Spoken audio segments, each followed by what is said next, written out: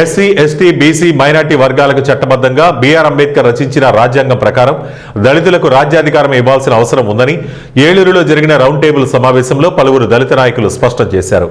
ఏలూరులో జాతీయ దళిత సీనియర్ నాయకుడు పొలిమేర హరికృష్ణ అధ్యక్షతన దళిత బహుజన సంఘాలతో రౌండ్ టేబుల్ సమావేశం నిర్వహించారు. ఈ సమావేశంలో పలువురు వక్తలు మాట్లాడుతూ పంచాయతీలో దళిత సర్పంచులను తప్పించి అగ్రవర్గాలకు చెందిన పెత్తందారులు ఇబ్బందులకు గురి చేస్తున్నారని ఆవేదన వ్యక్తం చేశారు. చింతలపూడి నియోజకవర్గ మాజీ శాసనసభ్యులు ఉన్నమట్ల ఎలిజా, హైకోర్టు అడ్వకేట్ పెరిగే వరప్రసాదరావు, మాజీ ఎమ్మెల్సీ రాము సూర్యారావు, దళిత విద్యావేత్త అలుగు ఆనందశేఖర్, దళిత నక్కలు మాట్లాడుతూ రాష్ట్ర అసెంబ్లీ స్థానాల్లో, కేంద్ర పార్లమెంటు స్థానాల్లో దళితులకు రాజ్యాంగం ప్రకారం సీట్లు కేటాయించాలని డిమాండ్ చేశారు. రేపటి సమాజాన్ని నిర్మించేది వారే. సందర్భాలు చాలా ఉన్నాయి.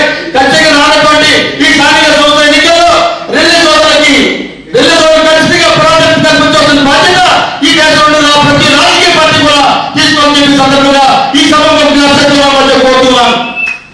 మరి ప్రభుత్వం కేంద్ర ప్రభుత్వం అందించే నేషనల్ షెడ్యూల్ ఫెడరేషన్ కార్పొరేషన్ యొక్క స్కీమ్ ని ఆగిపోవడం జరిగింది.